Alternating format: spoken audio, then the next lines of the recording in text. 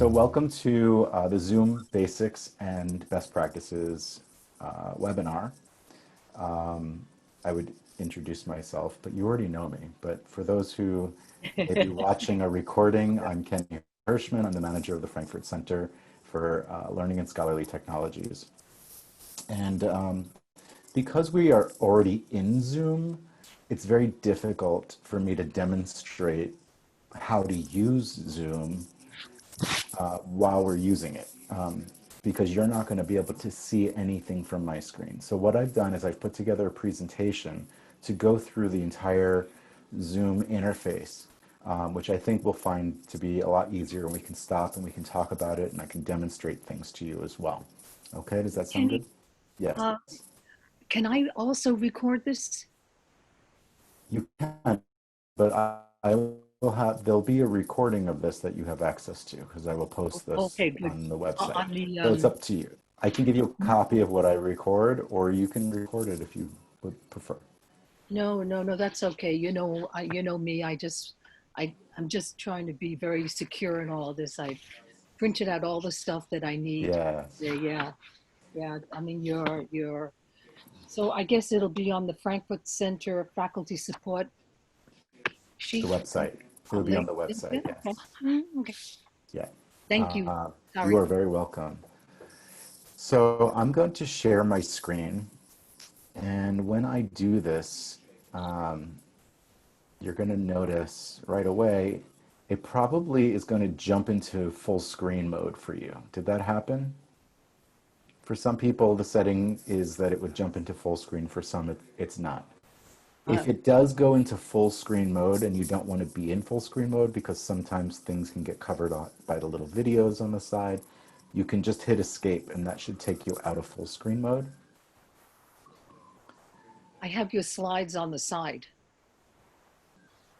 Now do you see the slides front and center? No, I just see. Oh, they're on the side. Okay, so you're not in full screen mode. And Tom? Wasn't before? Ah, And Tom, do you see it in full screen mode, or are you? I see it in full screen mode. Previously, just a few seconds ago, I saw the slides on the side, the listing of slides. right. Right. Okay. All right. So if this mode, one thing about this mode is you have the little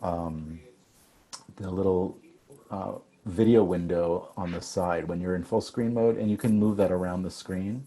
So what I would say is that if I'm talking about something and you don't see it, it may very well be behind that video. Okay, so you might have to just move it.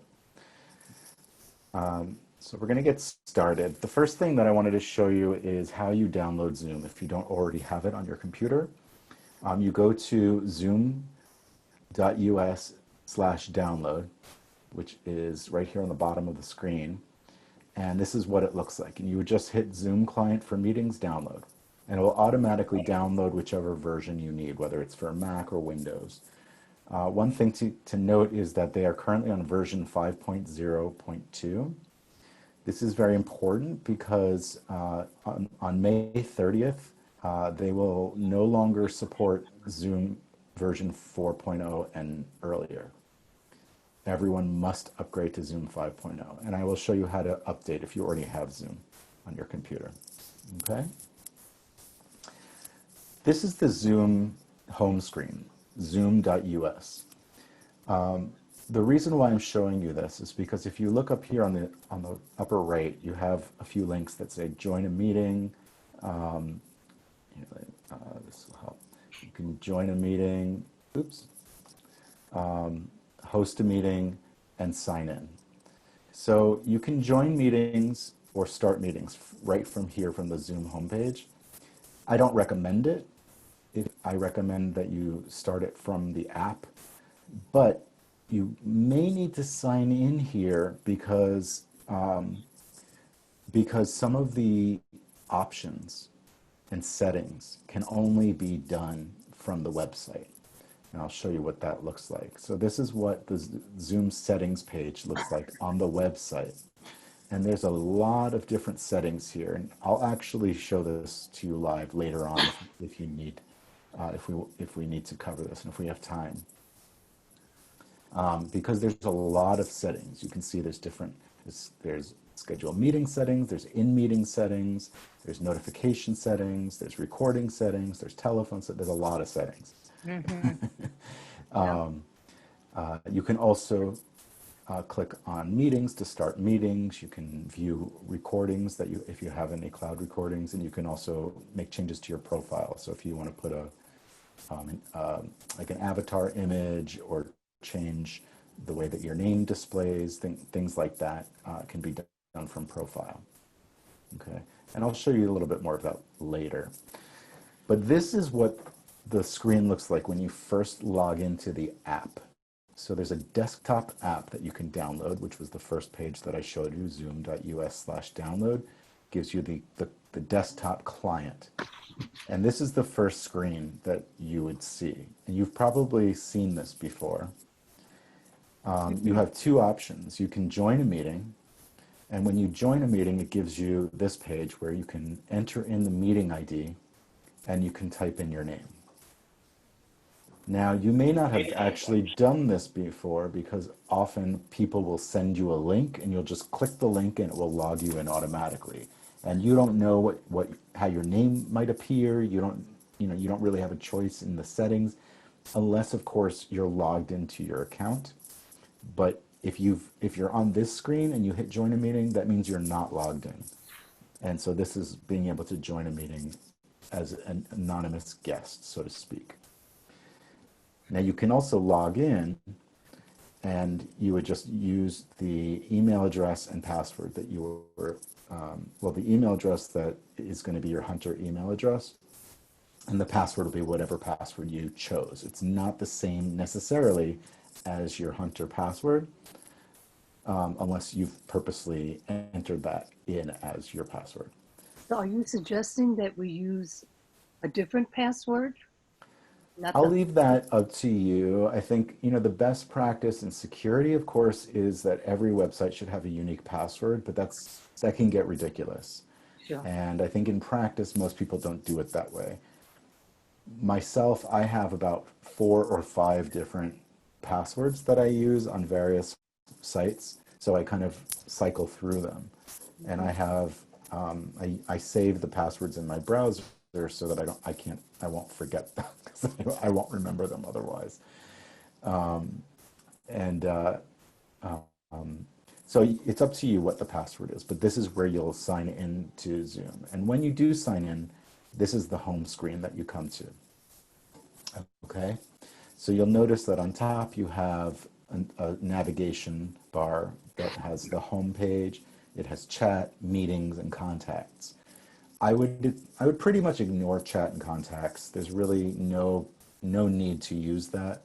Meetings is important. We'll come to that in a bit. But if you go over to the right, and you'll see it will either show your picture if you have a picture in your account, or it will show your initials. And when you click on that, it brings up a menu.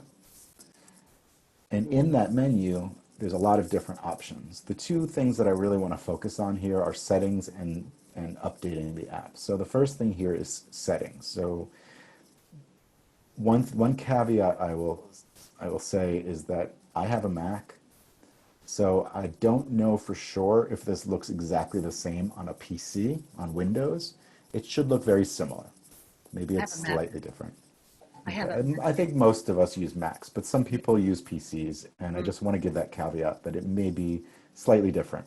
But generally, it's basically the same. So when you hit settings, it takes you to the settings page or setting window, and you have on the left-hand side about a dozen different tabs. The first tab is general, and you just want to go through this and read them all. Sometimes there's a little question mark that will give you some additional information about what that specific setting means. But you want to fine tune your Zoom exactly the way you want to be able to use it. And there's a variety of different things that might be important to you. For example, are you using more than one monitor at home? Do you want to go into full screen mode when you join a meeting, or not? I don't like it, so I leave that off. So there's a bunch of different options that you can select. There's different skin tones for the icons. Then the next one is video. So you can select the camera and it will give you a preview of the camera that you've selected. You can change it from widescreen to the regular, more like a TV, an old style TV. You can enable high definition. You can mirror the video, which flips it. So for example, if you wanted to hold up a card with writing on it, you have to mirror the video.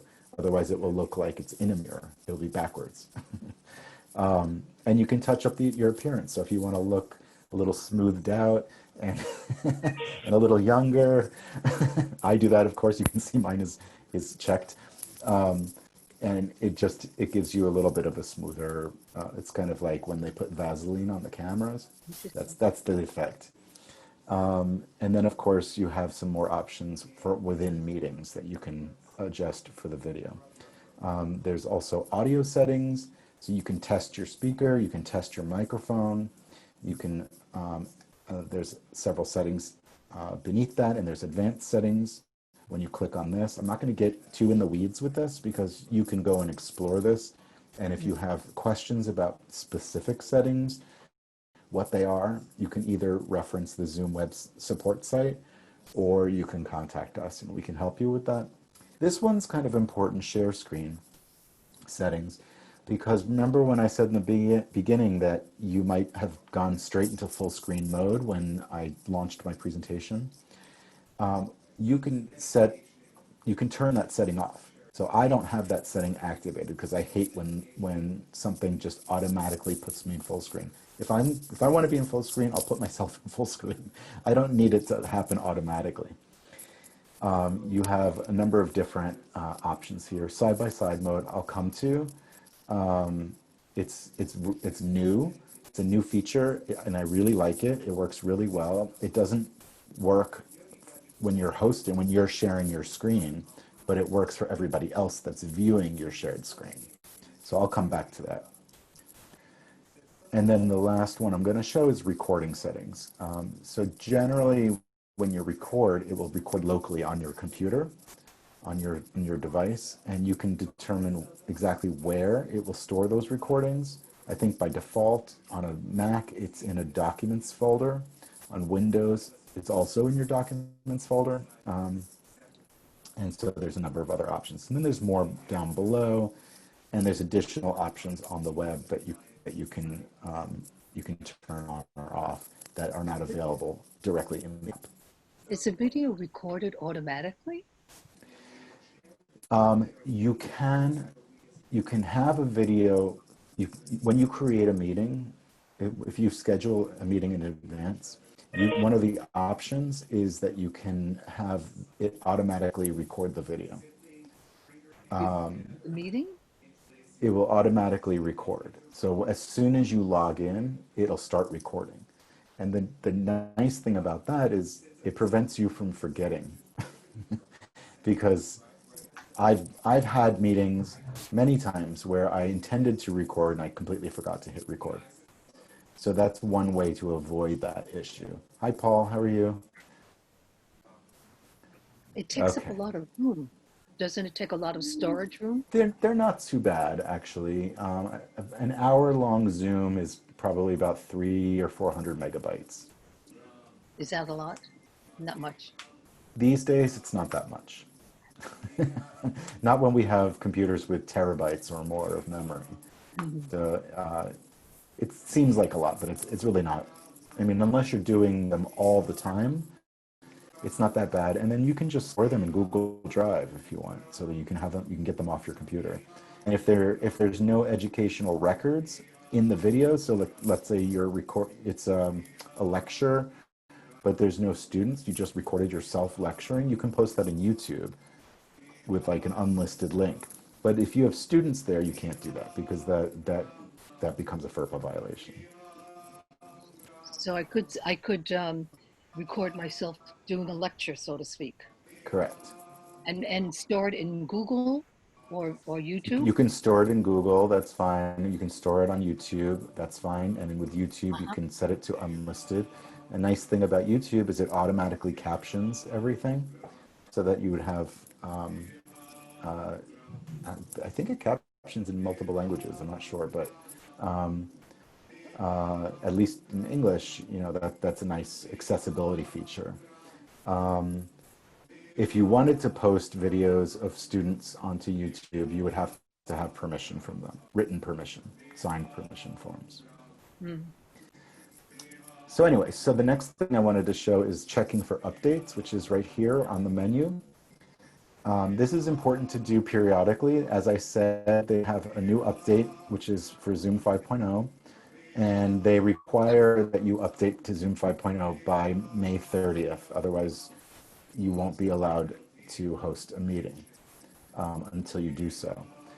From time to time, they will push updates out, and you'll see a message on the screen that says there's an update available, and then you can click here to install it. It takes very, very little time to install updates on Zoom. It takes literally moments. So now I want to talk about meetings. So you have several options from this homepage. You can join a meeting, and when you join a meeting, it's just like that first page I showed you, where you can put in the meeting link or the meeting ID, and you'll just join the meeting as yourself. You can start a new meeting, and this is an instant meeting, but when you do that, you have to then be able to communicate to others how to join that meeting. And I'll show you in a bit, once we get into the meeting interface, where you can find that information, and then you can just send it via email or text or in Blackboard or Google Classroom or wherever you want. But most of the time, you're not going to just do a spontaneous meeting. You're going to schedule the meetings in advance. So schedule, I think, is the one that you're going to use more than anything. Mm. And when you schedule, I'll show you in a minute what that looks like, but the meetings will appear up here in the meetings area. And so this is the meetings area. And you can see I have a number of scheduled meetings. And I'm going to show you in a moment what it looks like when you're scheduling a meeting. But these are all the different meetings I have right now. This faculty check-in is selected. I can start my meeting. I can copy the invitation, and I can paste it into an email. I can edit it. I can delete it. Join from a room you don't need to worry about, because we don't have Zoom Room. Zoom Room is a specific thing, and we don't have it. So you can ignore that. And then showing meeting invitation. So this invitation that you can copy, you can also just display it right here, but beneath here, and then you can copy and paste from there as well. So when you're scheduling a meeting, there's all these different areas that you can fill in. So for example, when you create a meeting, you'll give it a topic or a name, a title, and put the date, the start time, the end time, or you can set up a recurring meeting. So if, let's say, you wanted to create the same ID for your class to meet at every time, you can create a recurring meeting and then just reuse that every week. The downside to doing that is, from a security perspective, it creates a little bit of risk that you could get Zoom bombed. Somebody can find out that code or accidentally fall upon it, and then you can't reuse that because then it's compromised. But then you could just create a new recurring meeting and just start over. But the alternative is you can set up separate meeting IDs for each class that you hold. So it's up to you to decide how that works. Your personal meeting ID, this never changes. This is a static ID that you can reuse over and over again. I recommend to avoid it because, again, just like a recurring meeting, if it gets compromised, then you're going to never be able to use it again. The other problem with using a personal meeting ID is if you use it just to meet with people randomly, somebody might jump on there because they think that you may be waiting for them, or maybe they got the wrong ID, or they looked in the wrong email address and they clicked on yours, and you might be in the middle of a meeting, and then all of a sudden somebody shows up that's not supposed to be there. So I recommend avoiding the personal meeting ID. Just create a new meeting ID every time, so to generate automatically. The require meeting password on free basic accounts, this is now required. You have no choice. They put a password on there. In our account, because we're a paid pro account, you have the option. You can put a password on the meeting or not. Again, from a security perspective, it's smart to do it. It's not a big step, and it prevents somebody from just randomly typing in numbers and finding your room, because they still won't get in without the password. The next two are you can have video on automatically for the host and participants. I don't really see a problem with that. Zoom recommends, at least for participants, keeping that off. Again, because of the Zoom bombing problem, part of what happens is that people will have offensive images in their video. And then the audio, I always recommend telephone and computer audio for maximum accessibility from an accessibility perspective. To be able to use the phone as a way to dial in is important for people who don't have a reliable microphone on their computer, or for people that need, I believe it works with TTY. There are a number of different numbers that you can choose from, or different countries. So if you have students that are in another country, and that may actually happen if we hold fall online, they're not allowed to come back to the US, who knows? So I would say, it's always a good idea to keep it on phone and audio. And then underneath here, which you can't see because you'd have to scroll down, or here on the right, you can automatically add this to a calendar, but it's going to do it on the web. So I usually just select other, and what that does is it just pops up a screen with the full invitation information. You can copy and paste that and create your own calendar entry. I find this to not work that well, but I would say play around with it, and if you like it, use it. And then the advanced options. So there's a number of different options here. Enabling a waiting room. I turned off the waiting room for this meeting, but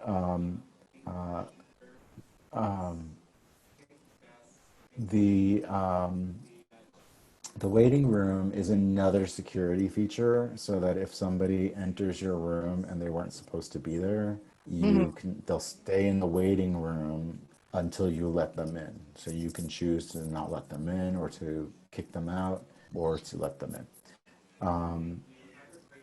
You can also select whether or not they're able to join before you do. Is that a good idea or not? That's up to you. I think that, again, this from the security perspective is if somebody's not supposed to be there and they join before you join, you don't know that until you've joined. And so if you uncheck that, then when they log in, there'll be a screen that says the host has not logged in yet. Please wait a few moments. How do you let them, I'm sorry. How do you let them come in when you're suggesting enable waiting room? So if you have the waiting room off, then you don't have to do anything to let them in. If the waiting room is on, you'll get pop-ups that say somebody is waiting to get in, and you can accept or you can remove. Okay, and you can also accept all at once. And then you can mute participants upon entry, which keeps everybody quiet. It's a great thing to do when class has already begun and people are joining late. You can have only authenticated users able to join, I would not do this because the students don't have Zoom accounts. And then you can record meetings automatically. So this is the setting that allows you to record the meetings automatically. Okay. So you're saying we should mute, um, can you go back? I guess you can. So you're suggesting of the advanced options, enable the waiting room, mute participants?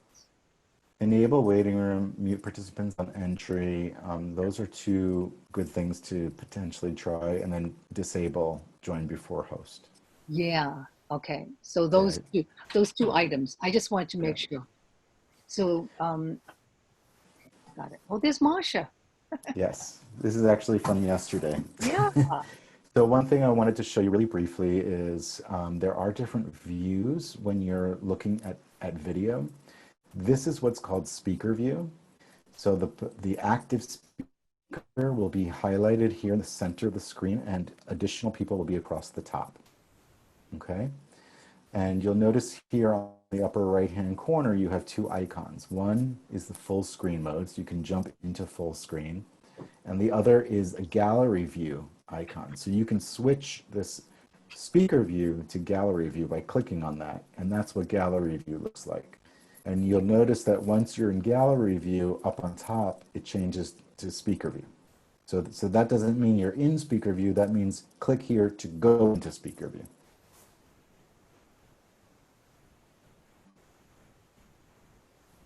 All right, so let's say you've created a meeting and you want to get started.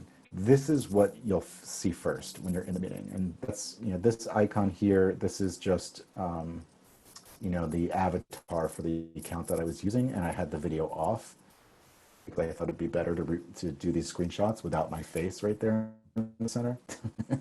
So instead of this, you might see your own video. But the thing that I wanted to focus on here is the interface and what all these icons mean. So the first thing that I want you to look at is up on the upper left-hand corner. You'll see the little eye and the security badge. The eye, if you click on that, it gives you some general information about the meeting. And you can copy the URL right there, and you can use that to send to people if you want to invite others to the meeting. Okay. Ah, that's how you do it. Okay. I didn't know how That's one way to do it. Now look on the bottom of the screen and you'll see a bar. You have a bar on your screen. It doesn't have as many icons on it, but this is what it will look like when you're hosting. And which icons appear also depends on what options you have selected. There are a couple of icons that are not on here, like there's a closed captioning icon, and there may be others. I can't think of them at the moment, but these are the ones that I think are the most important. The first one is the little microphone. So these are your audio options, and next to the microphone you'll see the little caret, little upward caret. You click on that caret, and that gives you these options right here. So you can select the microphone you're using from your computer. If you have more than one microphone, like let's say you have a USB microphone that you can plug in, or if you have a headset, you can change which microphone you're using. You can do the same for speaker. So for example, if you have like a Bluetooth speaker, or if you if you have a headset, you're going to have the speakers as your headset. You can also test your speaker and microphone. You can switch to phone audio, so you can dial in, and I'll come back to that in a moment. And you can leave the computer audio, or you can go to your audio settings, which I showed you earlier. The next one is your video settings. And again, the little caret next to it, that will pop up this menu that allows you to choose which camera you're using. So if you have more than one webcam on your device, like for example, if you're using a phone or an iPad, you have the front and the back camera, so you can choose which one you're using. Choose virtual background. So I have a virtual background behind me, But you, whether or not you have the ability to do that depends on your computer. Not every computer has that capability, and you can change the background too. So I can be in different Wow. classrooms. I can be in space. I can be in Tibet. I can be at Hunter. Wow. I can be at graduation. I can be in New York City. But I'm going to stay in the classroom. And then you can also click on the video settings, which is the same settings that I showed you earlier. The next one is security. And security allows you, this is new, this is only available in version 5.0. So from here, you can lock your meeting, which prevents new people from joining the meeting. It literally locks the meeting down. So if everybody that's supposed to be there is there, you can lock the meeting. That means nobody else can come in. You can enable or disable the waiting room from here. You can allow participants to share their screen. By default, that's disabled. And part of that is because of those Zoom bombers, because that's one of their things, is they come into the session and they will share their screen and show some naughty pictures. They certainly do. You can disable chat if you don't want students to use the chat feature. And you can prevent people or allow people from renaming themselves. Where is that a menu That's right here, security. under security? Got it. That's under security. Okay. Now, another one I want to show you here is reactions, all the way here on the right side. And reactions gives you a thumbs up or applause. So go ahead and click on reactions right now and give me a reaction. Either one is fine. And you'll notice that it appears in your video. And it will stay up for about 15 to 30 seconds. And then it will go away on its own. What if I want to do it for you? I want to give you a reaction. That's what you just did. You gave me a reaction. Right, but I want to do it on your screen. Oh, you can't. I can give a reaction. Oh, okay. Although I can't while I'm sharing, apparently. All right. If a student is saying something and I want to react to that student's comment, that would be great if I put it on your little screen. If you're sharing your screen, I don't know if you can do that. I don't see a place. That would make a lot of sense. Yeah, I don't see a place to do that while I'm sharing. Yeah. But if I'm not sharing my screen, I can give a reaction. Okay. But their little screen has to be up though, because that's where you're designating the section to go to. So I have to click here, and then it gives me the ability to use one of those two reactions. Okay. There's more reactions in the participant window, and I'll come to that in a moment. Okay, so I wanted to show a little bit more about the audio and video.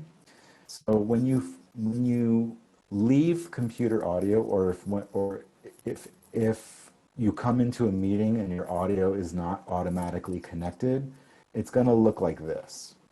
It'll say join audio, and there'll be a box that says you can join with the computer or you can switch to a phone call. So if you join with computer audio, it's going to utilize whatever microphone you have set up. If you join with a phone call, you have to dial this phone number. You have to enter in the meeting ID, and then you have to enter in a participant ID. And then what happens is it connects your audio and video together so that when you're speaking, your video will come up. The only way it knows to connect the video and audio together is with participant ID. And in a class of 15, do I give them a participant ID? No, when they log in, it'll automatically be assigned to them by Zoom. Okay. Now, this video, if you are not sharing video, it will look like this. It'll have a line through it. And when you click on the, I already showed you that. Okay, well, once again, if you click on the caret, you have the ability to view the settings and select the camera. So if you're having trouble connecting your camera, maybe you have to go in there and look at the settings. So the next thing I want to show is the participants window. So you'll notice in the participants window, you have a person up there, me, and when you mouse over that person, and you can do it in your own participants window, you'll notice that you have different options that you can select from. I'm not sure if I included that in this slide. Yeah, I go, yeah, okay, I see it. Yeah, I didn't. No. So I'm sorry, I forgot to include so there are options that you can select from on the participants window for each person. So you can make them a co-host, you can allow them to record, you can mute them, you can unmute them, you can rename them, you can kick them out. There's a lot of different things that you can do. The other thing is down here, there are other reactions that are besides the thumbs up and the applause. So if you ask a yes or no question, you can have your students go to their participant window and select yes or no, and that icon will appear right here next to each of them. I'm saying here, but I don't know if you're seeing my, it'll appear right here.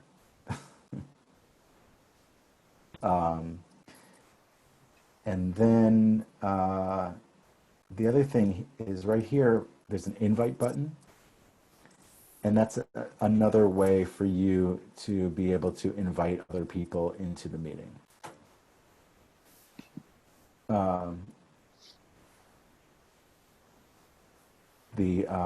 You can copy the meeting information and paste that into an email. Or you can select them if they are existing Zoom users, you can select them from a list. And again, I'm sorry, I forgot to put that screenshot there, but it's pretty self-explanatory when you're in there. You can mute all and unmute all from here. And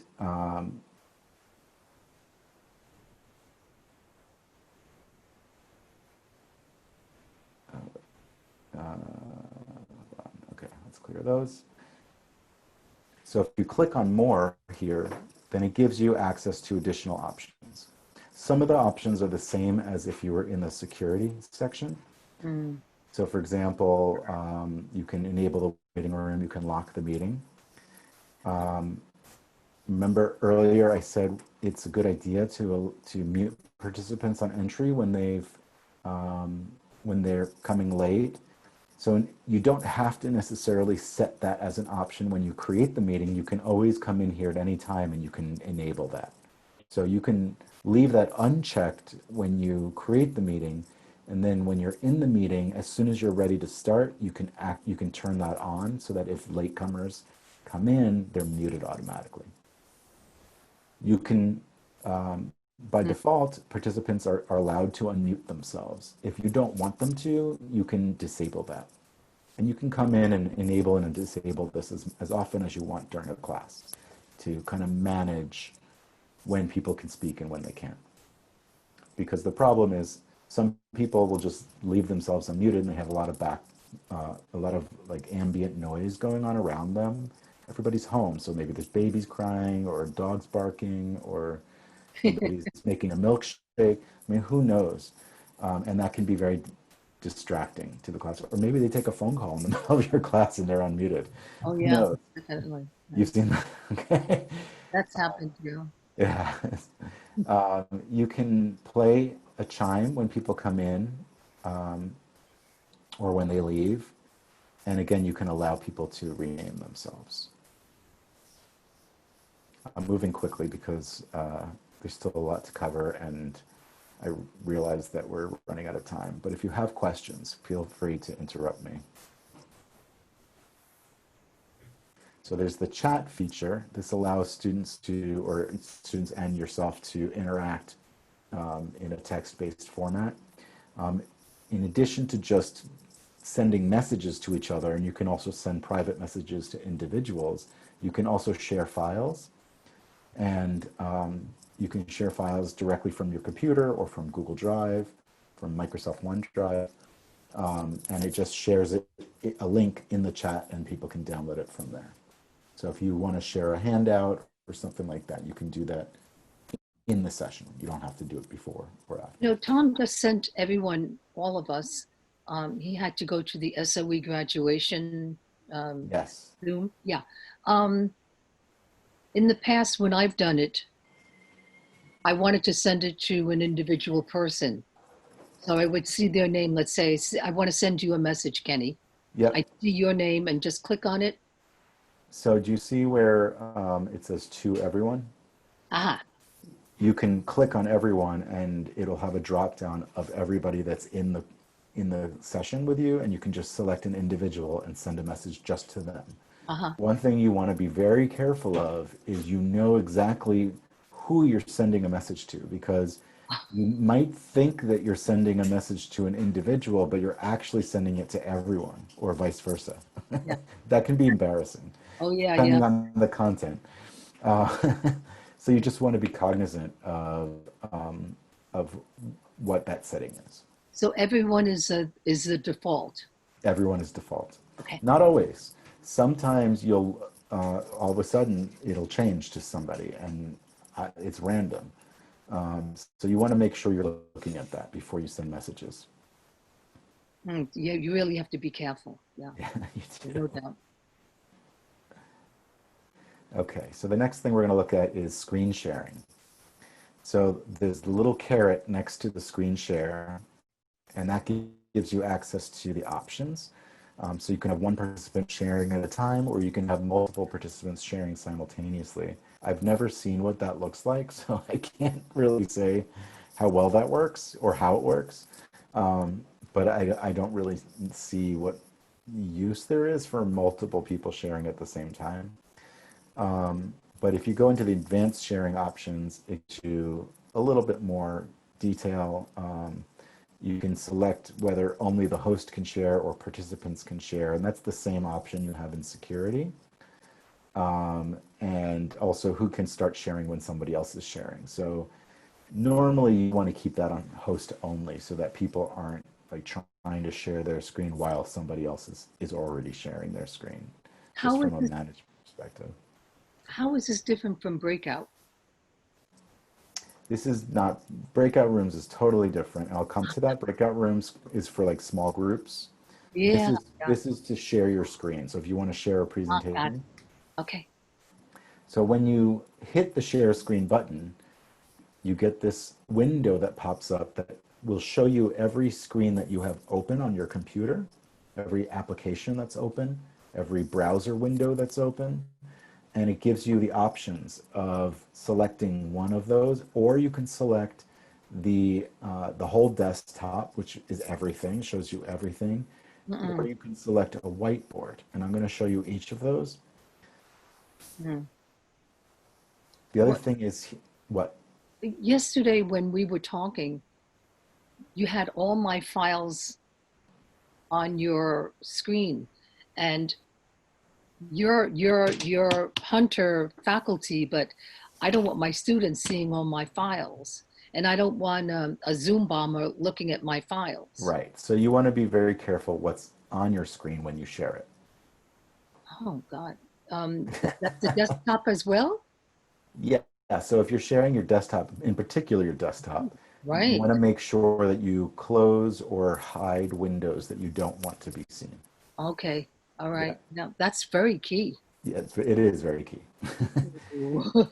Now, if you want to share a YouTube video, for example, you have to click here where it says share computer sound. That's the only way to share a video from your computer.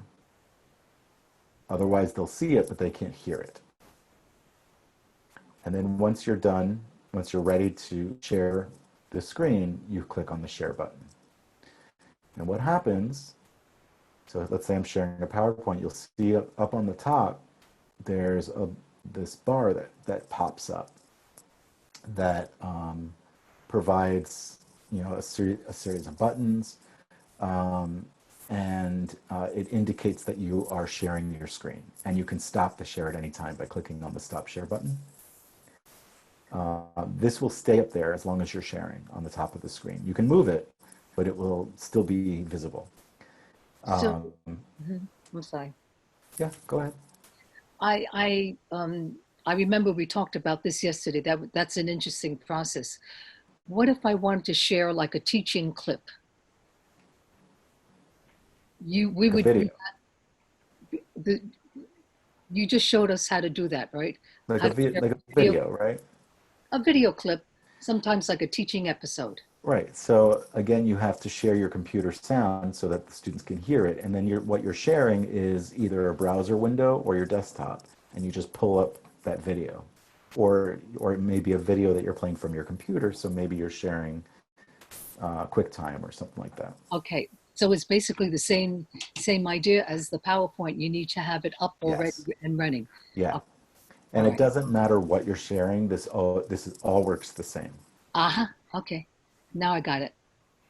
So there's this more button, and if you click the more button, it gives you additional uh, um, options that you can look at. So you can enter the chat from here. You can record if you haven't already done that. You can do the breakout rooms. Mm, Um, you can disable annotation for attendees. So if you don't want them to be able to annotate on the screen, you can disable that for them. You can also, if you do allow them to annotate, it will show you can set it so that it shows the names of who's annotating. You can hide the video panel if you don't want, if it's getting in the way. You don't need to see the video. mm. And you can also hide these floating video right up here. This floating video controls. It'll just kind of move up if you hide them. And then again, you can share computer sound. If you forgot to do that earlier, you can do it. You can do it afterwards. Interesting. Okay, it's a different process. Yeah. So I just this have is what the that process. annotation bar looks like. So if you hit annotate, this is what's going to pop up. And it gives you a number of different tools to be able to annotate. One thing to be very clear about, if this annotation bar is up, the only way you can progress to the next slide is by clicking mouse if you're in a presentation. So you have to click mouse. So like, let's say I was drawing and then I want to click to the next slide. I have to click mouse first and then I can click it. Oh, hey, Dermot. So this is what the whiteboard looks like. And I just wanted to show you what some of the annotation tools look like as well. So we have a draw tool. Mhm. And with drawing tools, you can write on the whiteboard. There's a stamp tool, and I showed you this little stamp earlier. So you can use that as a pointer. There's a spotlight tool, which works great except when you are in a presentation. If you're using this one, it actually does make you go forward in the presentation. I didn't realize that before. You can change colors, change line widths, change fonts, and then you can also clear your annotations. So if you're doing this over a presentation, you want to clear your annotations before you move on to the next page. But when you're in when you're on a whiteboard, you can also use this button right here, which creates another page of the whiteboard on the bottom right. Okay. Oops. Clear. All right, moving along. That top panel is what we have down at the bottom. Yeah. Exactly. Now you'll see the one that I have on top here is the same one that you see on your side. This is from the student perspective. and they have to, in order to, if you want them to annotate, then they have to go to the View Options button and click on Annotate, and then the annotation bar will come up for them. And then there's also side-by-side mode, which is what you're seeing right here, where it will show the PowerPoint or whatever you're sharing, and it will show the videos on the right side of it. This does not work in full screen mode, but it's sometimes better than having the videos on top. It all depends. You have to kind of play around with it and use what you think will be good. But this is from a student perspective. You have no control over what they're seeing, but this might be helpful to be able to share with them their options. Okay, make sense? Is this still whiteboard? No, this is a PowerPoint. No, this is just sharing a PowerPoint, and you'll Right. see some videos. Mm-hmm. There's also a polling feature, and when you click on the polling feature, you can create a question. It takes you to a screen to create the question. You can create a single choice or a multiple choice question. It's very, very limited. It's very basic. And then you can go through, you can launch the poll. Then students have the ability to add select the choices that they want. When you're done, you can close the poll, and then you can share the results. And then the students will see the results. And this is what it looks like when you have real results. So that's what students would see for the poll. And the poll is really helpful if you're just trying to illustrate a point, and you're just trying to get the temperature of the room about a particular topic, or prior knowledge, things like that. It's very helpful. Or as a review, were you paying attention? What did I just say?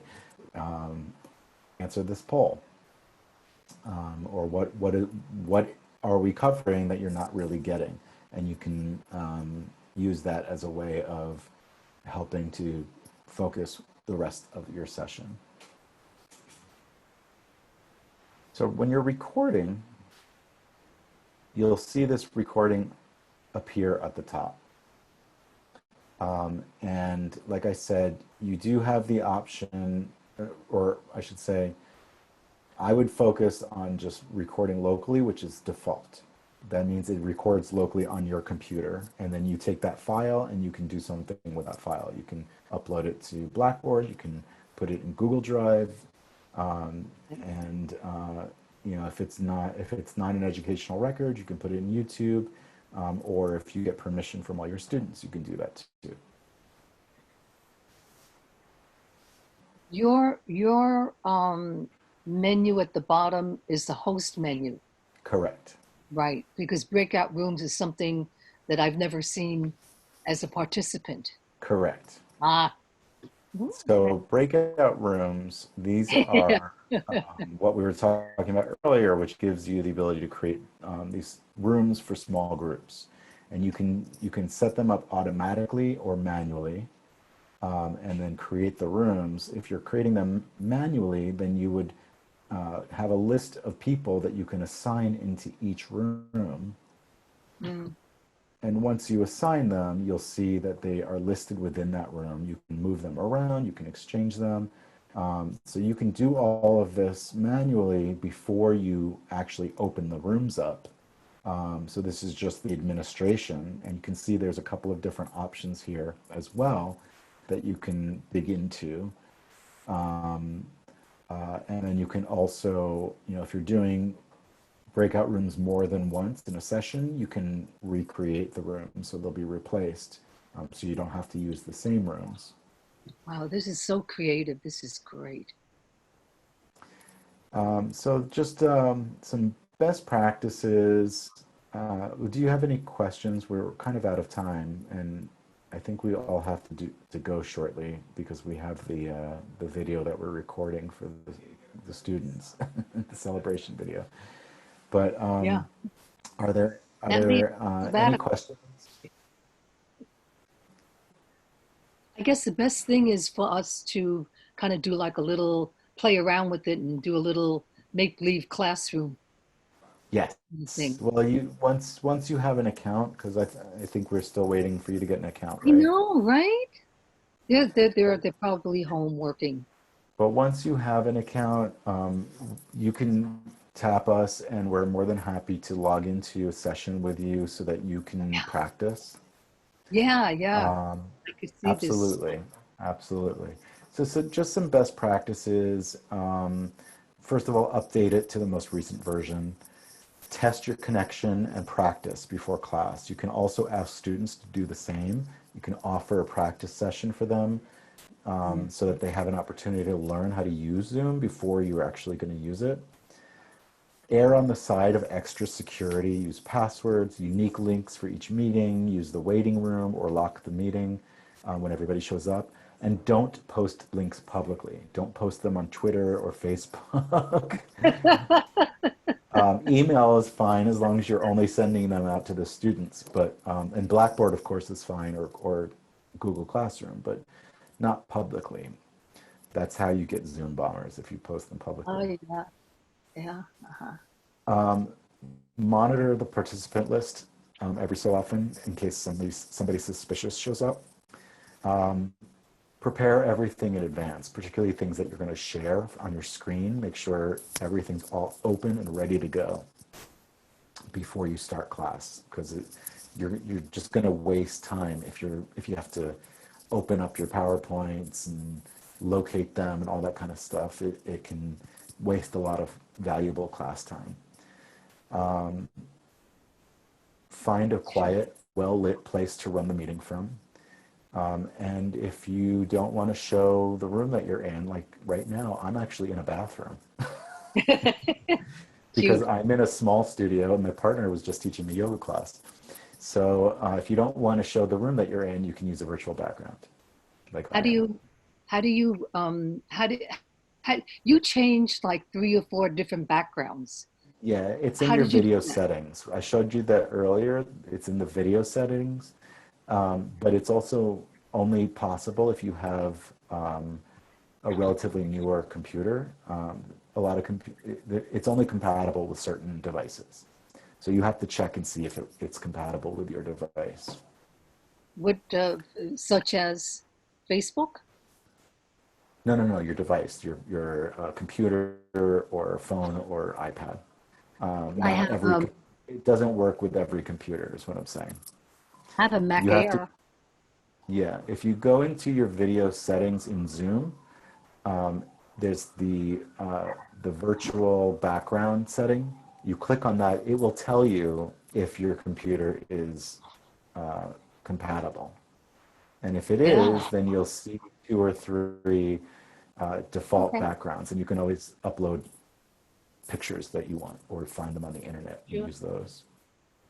Yeah, I want to So be just on a beat. couple of more things really quickly because we do have to get going, but some best practices for your sessions. Use inclusive principles as much as possible when planning synchronous sessions. So things like setting ground rules, accessibility, issues of accessibility, democratizing the environment so that everybody has a voice. Things like that are very important. Plan for some informal interaction, maybe an icebreaker activity or something, just an opportunity to socialize, particularly if, like we did in this past semester, we're not able to be on campus together. People want some time to just be together. And that's important, I think. Consider structured discussions. Free-form discussion does not always work well in these environments, so you might want to set up your discussions in a way where maybe you give each person an opportunity to speak for a minute or two, and then you can kind of open it up for more free-form.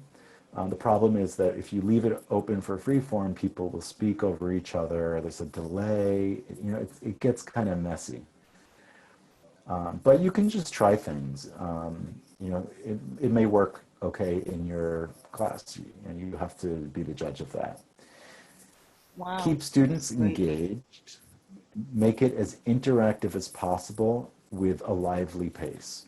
So you want to try to, ask questions, ask for feedback, ask for reflection, ask for, use polls. If you just make it like a lecture and students are not really doing anything, particularly if it's a very slow pace, students are going to get quite bored and they're going to tune out, or they'll, you don't really know if they're actually watching or if they're on Facebook. So you want to make it as engaging as possible. It's even harder in online to know this. Incorporate polls and or writing or reflection prompts.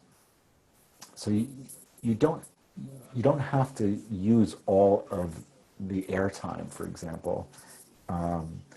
You don't have to be speaking the whole time. You can have moments of quiet where you're asking them to write, or you're asking them to do an activity, you're asking them to do things just like you would in class.